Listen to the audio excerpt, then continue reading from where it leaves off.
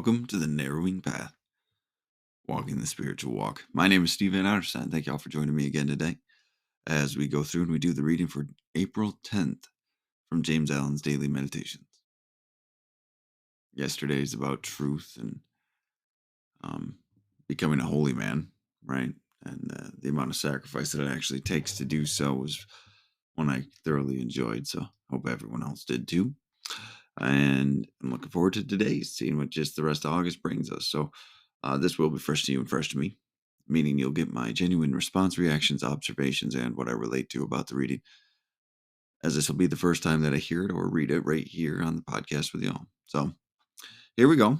This is August 10th from James Allen's Daily Meditations.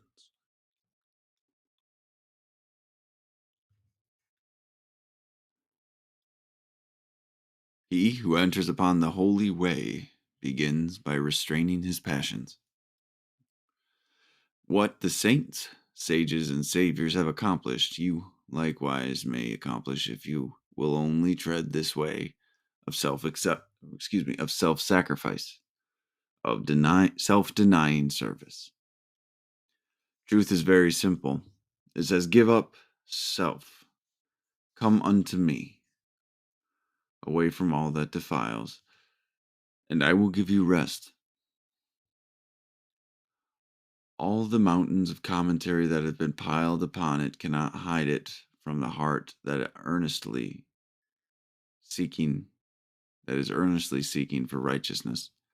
It does not require learning, it can be known in spite of learning. Disguised under many forms by erring, self-seeking men, the beautiful simplicity and clear transparency of truth remains unaltered and undimmed. And the unselfish heart enters into and partakes of its shining radiance. Not by weaving complex theories is truth realized, but by weaving the web of inward purity, by building up the temple of a stainless life. Saintship is the beginning of holiness. And there we go. We've been given the instructions to begin, right? I love how this gets constantly been introduced and reintroduced over the course of this year's meditations, and I'm sure it will come up again, but the wording's always a little different, or the perspective's different, right? And we've talked about restraint and passions and stuff like that, and before, but this is the way, but not necessarily in this capacity of relating it to paths already taken, right? Saints, sages, saviors. And also taking these people that have been placed at such a high mountaintop of spirituality, potentially at least,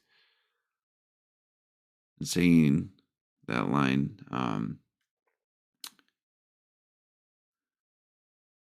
you likewise may accomplish. That's pretty awesome. That gives somebody hope. That gives me hope. That gives me inspiration to actually continue to pursue this lifestyle. So, all right, let's go back through this real quick. He who enters upon the holy way begins by restraining his passions. Right.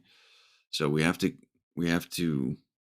reel in our emotional natures. We have to, especially beginning by reeling in our emotional actions, reeling in our behaviors, the actual things we're physically influencing in this life. Right? He who enters upon the holy way begins by restraining his passions, right? The things, the excitement, the lust, the gluttony, the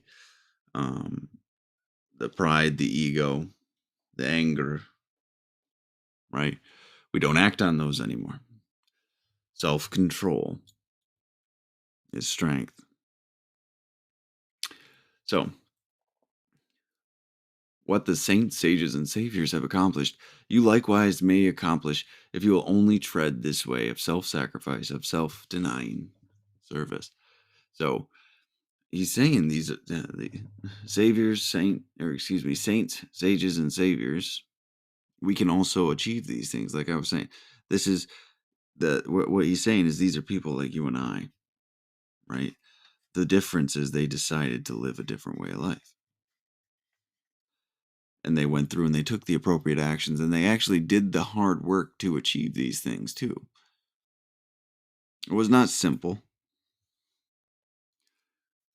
It was not easy, more so. Maybe it's a better way to say it. Simple is a lot of times it is a simple action. It is a simple answer. We just don't like the answer, right? So, but that statement that we can be like them, right? We can have what they have too. It just takes self-sacrifice and self-denying. We don't eat gluttonously. We don't dress vainly. We don't talk arrogantly and egotistically. Right? We reel these things in. We deny ourselves the overindulgence of physical pleasures.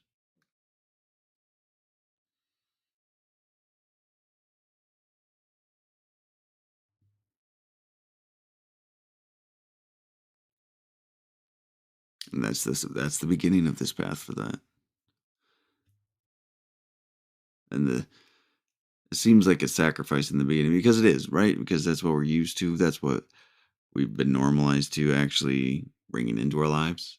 And that's what society these days especially tell us matter is the materialistic side of things, the emotional satiation. And it doesn't. But is that it seems like some huge it seems like just some huge sacrifice in the beginning. But through that, and the self-denial, self-sacrifice is the only way to really make spiritual progress, right? That's the only place we find it. Everything else is living selfishly and self-centered. So living other-centered is very different for a guy like me, and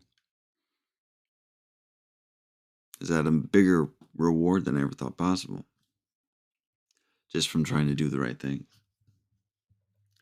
He goes on here. The truth is very simple. It says, "Give up self, come unto me, away from all that defiles, and I will give you rest."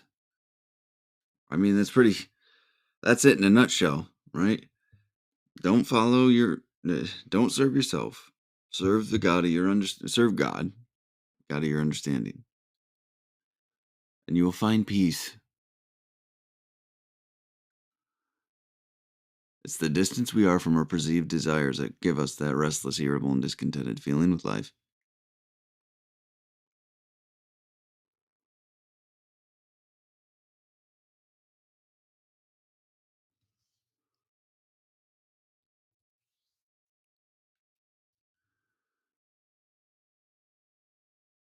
Give up self, come unto me, and I will give you rest. It's an amazing line, I believe, from the Bible, but the way he references it here and brings it into this teaching, these principled ways of living, it's very important to recognize that what it actually means. So, all the mountains of commentary that have been piled upon it cannot hide from it the heart that is earnestly seeking for righteousness. So, all this other maybe um, false, all these other potentially false statements or self-serving statements or um, statements that'll distort the truth behind it, right? It cannot hide that truth, though, from the heart that is earnestly seeking for righteousness. It will find it. It will tease it out. It'll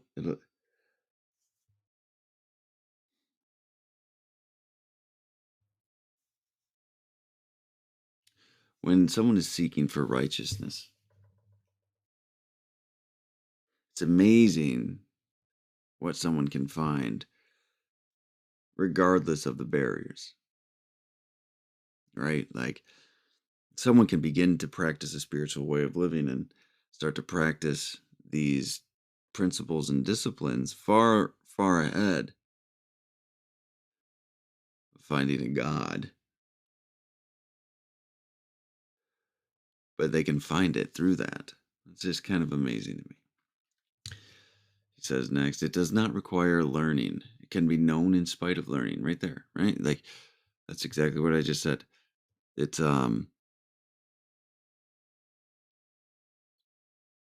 even in ignorance, you can live this way of life and just experience what it's talking about without having the words for it, without having the formal, training on things or education on things, whatever you want to see that, you know, that's okay. Disguised under many forms of erring, self seeking men, the beautiful simplicity and clear transparency of truth remains unaltered and undimmed.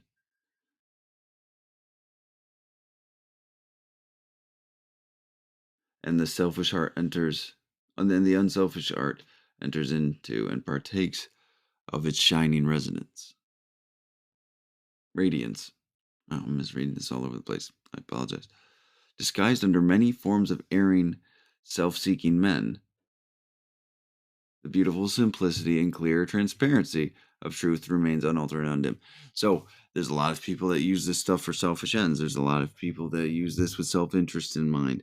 They're using spiritual principles or spiritual literature to actually serve their own egos or serve their own selfish motives. And but even though despite that, you can the message being carried is still one you can grow from, is still one that the truth can shine through and the rest be left. That's what we're talking about here. It can't be dimmed. It can't be altered because that's just the truth of things. The truth will always be, has always been, and it is right now. I said that last night, I think, or maybe it was 2 nights ago now. Sorry, they blend together sometimes. And that's just reality. That's the thing. Whether you believe what I just said, that the truth will is always been here, will always be here, and it's here right now. That is just the way it is. It doesn't. The truth does not matter whether you believe in it or not, because the truth will always be the truth at the end of the day. Not by weaving complex theories is truth realized, but by weaving the web of inward purity, by building up the temple of a stainless life. So, the I was just talking to someone about this today. The intellectual jungle gym we put ourselves in to try to figure out ourselves psychologically and socially. There's something to be said for some of that. I don't want to take that away from it. There's a lot of good stuff that can come from that.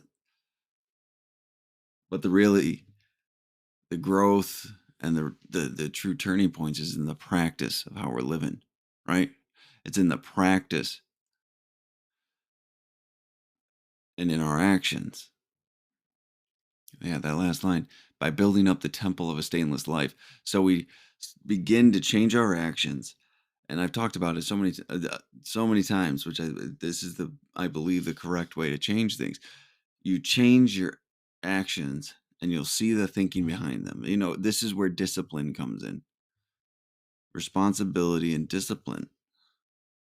Change the physical behaviors first so you can see the mental part of it. Then you can change the mental part. And when you change that, you can see where it's coming from. Is it coming from fear? Is it coming from love?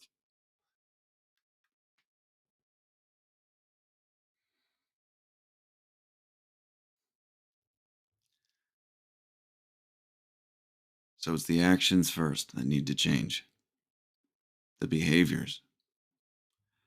give you the space to actually grow. So this last line I like a lot. It's interesting, and I'm not sure what to make of it. Obviously, it's pointing in a direction, right? So saintliness is the beginning of holiness. And the first thing I think of, and this, please correct me if I'm wrong, um, is saints usually are stories of retribution, reconciliation, repentance, more so. Retribution's a payback one, right? So yeah, reconciliation, repentance, right? Saints usually, again, this is from my understanding, have a more troubled path and then turn to God and absorb or adapt and really practice living a Christ-like life, a God-like life, right? So,